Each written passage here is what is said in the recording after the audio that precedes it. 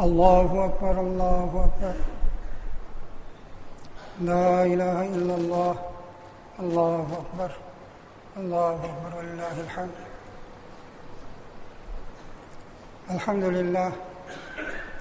الحمد للہ نحمده ونستعینه ونستغفره ونؤمن به ونتوکل علیہ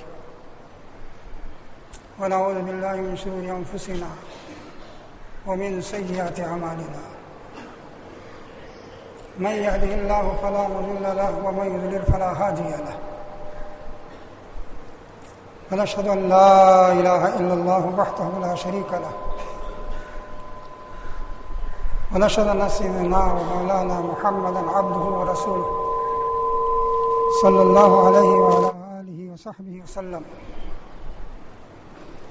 اما بعد اعوذ بالله من الشيطان الرجيم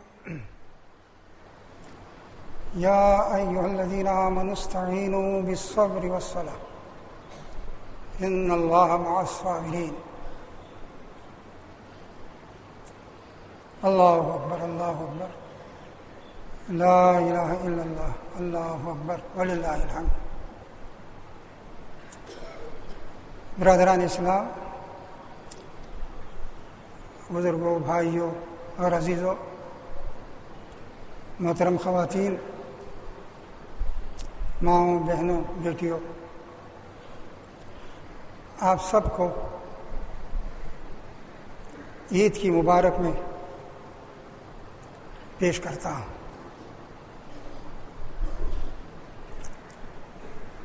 یہ اللہ تعالیٰ کا کرم ہے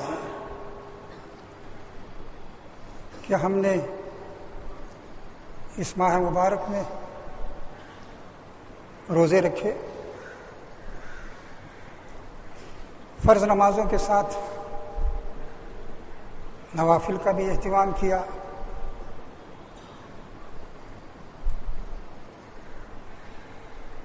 تراویح میں قرآن شریف پڑھا اور سنا۔ ہم میں سے بہت سے اللہ کے وہ بندے بھی ہیں جنہوں نے اس ماہ مبارک میں اپنے مال کی زکوٰۃ ادا کی، اور حسب استطاعت ہم میں سے ہر شخص نے کچھ نہ کچھ صدقہ و خیرات بھی کیا۔ اتنے سارے کام آسان نہیں تھے، لیکن یہ اللہ کا کرم ہے، اس کی نوازش ہے۔ اتنے بہت سے کام ہم نے اس ماہ مبارک میں انجام دیے۔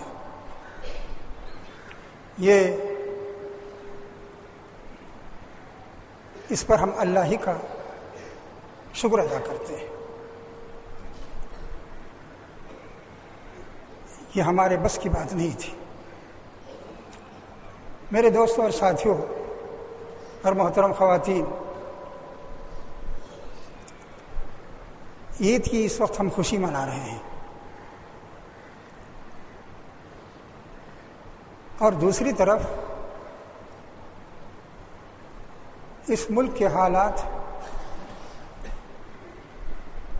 بہت خراب ہو رہے ہیں۔ گزشتہ سال جو صورتحال تھی مسلمانوں کی، اس سال اس سے زیادہ ہی خراب صورتحال ہے۔ دہشت گردی کے الزام میں ہمارے نوجوانوں کو جو گرفتار کیا جا رہا تھا، اس کا سلسلہ اس سال بھی دراز رہا ہے۔ ان میں سے بہت سے وہ نوجوان ہیں، بلکہ اکثریت ان نوجوانوں کی ہے جو تعلیم یافتہ ہیں اور اچھی ملازمت پر کام کر رہے تھے، لیکن دہشت گردی کے الزام میں ان کو گرفتار کیا گیا ہے۔ اور اب تک کا تجربہ یہ ہے کہ ہمارے جن نوجوانوں کو گرفتار کیا گیا دیر سویر عدالت سے ان کو بری قرار دیا گیا، لیکن ظاہر ہے کہ کسی نوجوان کو گرفتار کرنے کے بعد اگر آپ 5 سال 7 سال 8 سال 10 سال بعد یہ کہیں کہ اس نوجوان کا کوئی قصور نہیں تھا تو اس کا کیریئر بہرحال تباہ ہو جائے گا۔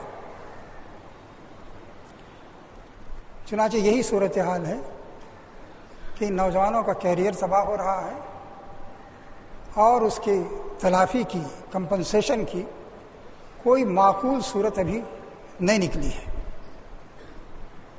یہ بات بھی بار بار کہی جا رہی ہے، دہشت گردی کا اسلام سے کوئی تعلق نہیں ہے، اور اسلام اسے غلط قرار دیتا ہے۔ ہم توقع نہیں کر سکتے کوئی شخص اسلام کا علمبردار ہو، اسلام پر عمل کرنا چاہتا ہو، اسلام کا نام لے رہا ہو اور وہ دہشت گرد ہو جائے۔ اس کے کچھ اور اسباب تو ہو سکتے ہیں، لیکن اسلام کا ماننے والا، اسلام پر عمل کرنے والا، اس کی دعوت دینے والا دہشت گرد ہو جائے اور یہ کہے کہ بے گناہوں کو مارا جا سکتا ہے، اس کا کوئی تصور ہمارے ہاں نہیں ہے۔ یہ بات بار بار اس اسٹیج سے بھی دہرائی گئی ہے اور مسلمانوں کی مختلف تنظیموں نے بھی کہا ہے اگر کوئی دہشت گرد ہے تو اس کا جرم ثابت ہونا چاہیے، اور یہ بات بھی سامنے آ رہی ہے کہ صرف مسلمان ہی نہیں کے نام ہی نہیں لیے جا رہے ہیں، اس میں کچھ اور لوگوں کے نام بھی لیے جا رہے ہیں اور ان کے ثبوت بھی فراہم ہو رہے ہیں۔ اسی طرح فسادات کا مسئلہ ہے۔ آپ نے دیکھا ہوگا کہ ادھر چند مہینوں کے اندر یو پی میں، راجستھان میں، مہاراشٹر میں، کرناٹک میں اور بھی بعض مقامات پر فسادات کی ایک لہر سی چلی ہے اور اس میں بڑا نقصان ہوا ہے، لیکن سب سے بڑا فساد تو وہ ہے جو آسام کا فساد ہے، جس میں سرکاری اعداد و شمار کے مطابق بھی اب تک تقریباً 80 جانیں جا چکی ہیں اور 5 لاکھ انسان بے گھر ہیں، جس میں سے 4 لاکھ مسلمان ہیں۔ اب ظاہر ہے کہ جن کو اپنی بستیوں سے نکالا گیا اور جن کے گھر اجاڑ دیے گئے وہ کیمپوں میں کس طرح کی زندگی گزار رہے ہوں گے، اس سے آپ واقف ہیں۔ اتنی بڑی تعداد کیمپوں میں گزارنے والی گجرات کے فساد کے بعد بھی نہیں ہوئی۔ گجرات کا فساد اتنا بڑا فساد تھا، اس کا جانی نقصان بہت زیادہ تھا، لیکن جو لوگ بے گھر کیے گئے اور جن کو کیمپوں میں رکھا گیا وہ گجرات میں بھی اتنے نہیں تھے۔ اس طرح کے بہت سے مسائل ہیں جو مسلمانوں کو گھیرے ہوئے ہیں۔ ان کے سلسلے میں ہم احتجاج کرتے ہیں، مظاہرے کرتے ہیں، یہ آپ کا قانونی حق ہے۔ مسلمان ظلم کے خلاف ہے، کسی پر بھی ظلم ہو، اپنوں پر ظلم ہو تب بھی احتجاج کرے گا، دوسروں پر ظلم ہو تب بھی احتجاج کرے گا۔ طاقت ہوتی تو ظلم ہونے نہ دیتا۔ مسلمان وہ ہے کہ اگر طاقت ہوتی اس کے ہاتھ میں تو کہیں ظلم نہ ہوتا، طاقت نہیں ہے تو احتجاج کر رہا ہے، آواز اٹھا رہا ہے کہ یہ ظلم ہے، اسے ختم ہونا چاہیے، اور اس پر بھی طرح طرح کی باتیں کی جاتی ہیں۔ حالانکہ آپ ظلم کے خلاف ہیں، انصاف کو قائم کرنا چاہتے ہیں، انسانی حقوق جو ظاہر ہو رہے ہیں اس کے خلاف آواز اٹھا رہے ہیں، یہ آپ کا قانونی حق ہے۔ اور دنیا کا کوئی شخص یہ نہیں کہہ سکتا کہ مظلوم آواز بھی نہ بلند کرے۔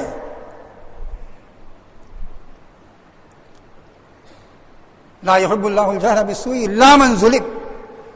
غلط کام پر آواز اٹھانا تو صحیح نہیں ہے، لیکن اگر کوئی مظلوم ہے تو آواز اٹھائے گا۔ آپ کسی کو مارے اور کہیں کہ آواز نہ نکالو، یہ تو ظلم کی انتہا ہو گئی، گلا دبا دیا جائے گا تمہارا. تو بہرحال آپ کا یہ قانونی حق ہے. لیکن میرے دوستوں اور ساتھیوں، ہم جب اس طرح کے کام کرتے ہیں تو تقریباً وہی کام کرتے ہیں جو دنیا کے اور سیاسی پارٹیاں کرتے ہیں اور آج کل کے مظاہرہ کرنے والے کرتے ہیں. مظاہرے کرنا، میمورنڈم دینا، اپنی آواز بلند کرنا، موقع مل جائے تو ٹی وی پر اعلان کر دینا، چھوٹے بڑے اخبارات میں چھپوا دینا. یہ تو دنیا کی ہر پارٹی کر رہی ہے، ہر سیاسی جماعت کر رہی ہے، اور آپ بھی کر رہے ہیں. آپ جو کر رہے ہیں اس کا آپ کو قانونی حق ہے. لیکن میرے دوستوں اور ساتھیوں، یہ ایک چیز ہم بھول رہے ہیں، وہ یہ کہ یہ جو ظلم زیادتی ہو رہی ہے اور اس کے خلاف جو آواز بلند ہو رہی ہے، ضرور آواز بلند کیجیے. لیکن اللہ تعالیٰ نے آپ سے یہ کہا ہے کہ اللہ کے نیک بندے وہ ہیں کہ مصیبت میں اللہ کی طرف رجوع کرتے ہیں.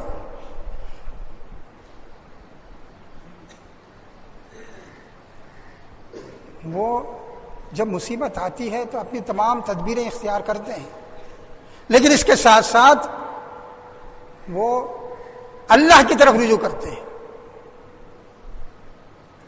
اسی لیے کہا گیا، اے ایمان والو، صبر اور نماز سے مدد حاصل کرو مشکلات میں. مشکلات تو آئیں گی ہی، جنگ بھی مسلط ہو سکتی ہے. کہا گیا ایمان والو مدد چاہو صبر سے اور نماز سے. اور یہ یاد رکھو، صبر کرنے والوں کے ساتھ اللہ ہے. صبر کرنے کا مطلب یہ نہیں ہے کہ آدمی ٹسوے بہا کے بیٹھ جائے اور ایک ٹھنڈی آہ بھرے خاموش ہو جائے. یہ صبر نہیں ہے. صبر ہے میدان میں جمنے کا نام، مشکلات میں ثابت قدم رہنے کا نام، اپنے موقف سے نہ ہٹنے کا نام، ہر طرح کے حالات کا مقابلہ کرنے کا نام. قرآن کہتا ہے کہ یہ صفت اپنے اندر پیدا کرو. اور آپ جو اس صبر کا مظاہرہ کر رہے ہیں، ظلم کے خلاف کر رہے ہیں، آپ کیوں نہیں جمیں گے؟ انصاف کے لیے کر رہے ہیں، لوگوں کے حقوق کے لیے کر رہے ہیں، آپ کیوں نہ صبر کا مظاہرہ نہ کریں؟ تو قرآن کہتا ہے کہ یہ بات تمہیں ایک تو یہ کہ صبر اختیار کرنا چاہیے، جمنا چاہیے، اور دوسری یہ بات یہ کہی گئی کہ اللہ کو یاد رکھو.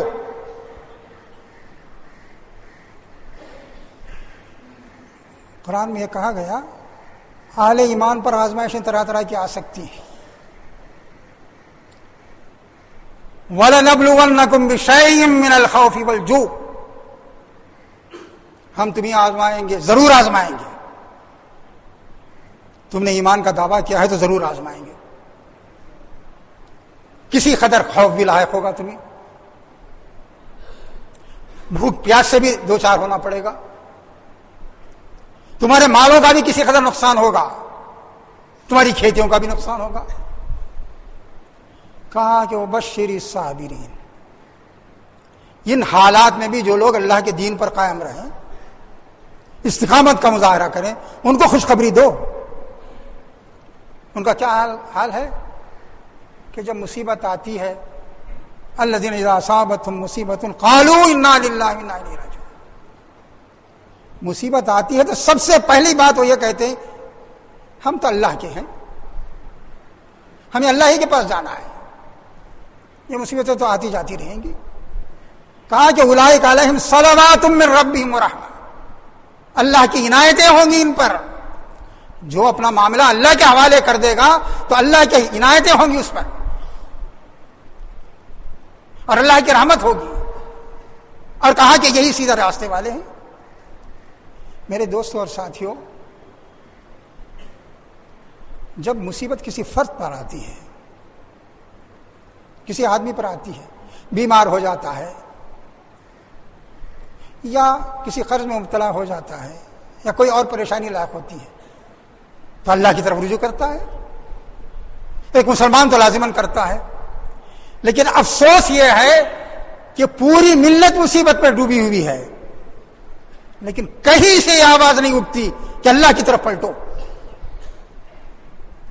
تدبیریں بتائی جا رہی ہیں، احتجاج کرو، مظاہرے کرو، کالی پٹیاں باندھو، کیجئے سب، لیکن اصل سرمایہ تو آپ کا یہ ہے کہ آپ اللہ کے بندے ہیں اور آپ یہ سمجھتے ہیں کہ ساری طاقت اللہ کے ہاتھ میں ہے.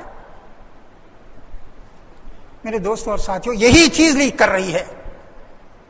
آپ سب کچھ کر رہے ہیں، قسم خدا کی کبھی اس کا ذکر نہیں آتا کہ یہ مصیبتیں آ رہی ہیں اور یہاں اللہ کی طرف ہی پلٹنا چاہیے، اللہ کو یاد کرنا چاہیے. اس کے ہاتھ میں کنجی ہے، خزانے، اور وہ جو چاہے ہو سکتا ہے. آج صحیح بات یہ ہے کہ آپ ہی نہیں، ساری دنیا پریشانی میں مبتلا ہے. سرمایہ دار بھی پریشان ہے، مزدور بھی پریشان ہے. وہ لوگ، وہ ممالک جن کے پاس دولت کے خزانے سمجھے جاتے ہیں، وہ بھی پریشان ہیں، اور غریب ملک بھی پریشان ہیں. سب پریشان ہیں. آپ ان کے بارے میں بہت سی باتیں کہتے ہیں کہ ان کی پریشانیاں دور ہو سکتی ہیں. کبھی یہ آواز آپ نے بلند کی، آؤ خدا کی طرف، اس کے دامن میں پناہ لو، تمہاری مشکلیں حل ہو جائیں گی، تمہاری مصیبتیں دور ہو جائیں گی، تمہارے دل کی دنیا جو ویران ہے آباد ہو جائے گی. کیا ہم نے یہ آواز بلند کی؟ اگر نہیں کی تو آپ کا وجود کس معنی میں ہے؟ آپ تو اللہ کے بندے ہیں. آپ کو اسی آواز کے بلند کرنے کے لیے کھڑا کیا گیا ہے. آپ کو دنیا کو یہ بتانا ہے کہ تمہارے مسائل کا حل، تمہاری پریشانیوں کا حل اور تمہاری بے چینی کا حل، تمہارے اضطراب کا حل خدا کی یاد میں ہے. دولت و ثروت کیا چیز ہے؟ آنی جانی ہے، آج ہے کل چلی جائے گی. دھوپ چھاؤں کی سی کیفیت ہے. میرے دوستوں اور ساتھیوں، اتنی بڑی امت، اس کی زبان سے یہ الفاظ نہ نکلیں، اے امریکہ کے لوگوں، اے ہندوستان کے لوگوں، اے روس کے لوگوں، آؤ اللہ کی طرف، تمہارے مسائل حل ہوں گے، تمہاری بے چینی دور ہوگی. آپ نہیں کہیں گے تو کون کہیں گے؟ اللہ نے تو اسی کام کے لیے آپ کو پیدا کیا تھا کہ آپ اس کا کلمہ بلند کریں گے. دنیا مصیبت میں ہے، کب بلند کریں گے آپ اللہ کا کلمہ؟ کب آپ کی زبان سے یہ آواز بلند ہوگی؟ میرے دوستوں اور ساتھیوں، یہی پیغام ہے جو آپ کو یہاں سے لے کے جانا ہے. آپ دنیا میں یہ بتانے کے لیے کھڑے ہوئے ہیں کہ اس دنیا میں جو مصیبتیں ہیں، پریشانیاں ہیں، آفت ہے، اور ایک دوسرے کا خون جس طرح بہایا جا رہا ہے، خود غرضی ہے، مال و دولت کے لیے آدمی جان دے رہا ہے، اس کا علاج یہ ہے کہ آدمی خدا کی طرف پلٹے. جو خدا کا دامن ہاتھ میں پکڑ لے، پھر وہ کہیں دھوکہ نہیں کھا سکتا، اور وہ دنیا سے جائے گا بھی تو سکون کے ساتھ جائے گا. قرآن نے کہا تم چاہتے ہو کہ سکون ملے، کہاں ملے گا؟ الا بذکر اللہ تطمئن القلوب. اللہ کا نام لو، دل مطمئن ہو جائیں گے، یہ بے چینی اور اضطراب ختم ہوگا. میرے دوستوں اور ساتھیوں، آج کی عید کا یہی پیغام ہے کہ آپ اس آواز کو ہر جگہ سے بلند کریں، ہر گوشے سے بلند کریں، ہر طرف سے بلند کریں. آؤ خدا کی طرف، آؤ اس کی بندگی کی طرف، آؤ اس کی دامن میں پناہ لو، تمہارے سارے مسائل حل ہو سکتے ہیں اور حل ہوں گے. اور یہی بات رسول اکرم صلی اللہ علیہ وسلم کی سوچ سے ثابت ہے. حضرت موسیٰ علیہ السلام کی قوم پر جو مصیبت آئی تو انہوں نے بھی یہی کہا کہ اے میری لوگوں، استعینوا باللہ واصبروا، اللہ کی سے مدد طلب کرو اور جم کے رہو. اور یہ کہا کہ دیکھو نماز سے اور صبر سے مدد حاصل کرو. تو یہی پیغمبروں کا اسوہ ہے. نبی صلی اللہ علیہ وسلم نے بدر کے میدان میں 313 افراد جو تھے ان کو مختلف محاصروں پر کھڑا کیا، اور ادھر 1000 کا لشکر تھا. اور سارے انتظامات آپ نے کیے، اپنی نگرانی میں کیے، اور یہاں تک کہا کہ میں فلاں شخص کو فلاں جگہ مرتا ہوا دیکھ رہا ہوں. یہ اللہ تعالیٰ کی طرف سے بتایا گیا تھا. لیکن اس کے باوجود جب سارا کام ہو گیا تو آپ نے سجدے میں سر رکھ دیا اور کہا اللہم ان تہلک ہذہ العصابہ لن تعبد. خدایا تیرے نام لینے والے 313 تھے، ان کو میں لے آیا، یہ ختم ہو گئے تو بظاہر اس دنیا میں تیرا نام لینے والا کوئی نہیں ہوگا. پھر اللہ کی رحمتیں نازل ہوئی. جب آپ سجدے میں سر رکھ کے اپنے لیے دعا کر سکتے ہیں تو اس ملت کے لیے کیوں نہیں دعا کر سکتے؟ طے کیجئے، فیصلہ کیجئے کہ اللہ کے دین کی طرف بلانا اور یہ پیغام دینا کہ اسی میں اس ملت کی اور اس ملک کی اور ساری دنیا کی نجات ہے. یہی ہماری کامیابی ہے. اللہ اکبر، اللہ اکبر، لا الہ الا اللہ، اللہ اکبر وللہ الحمد.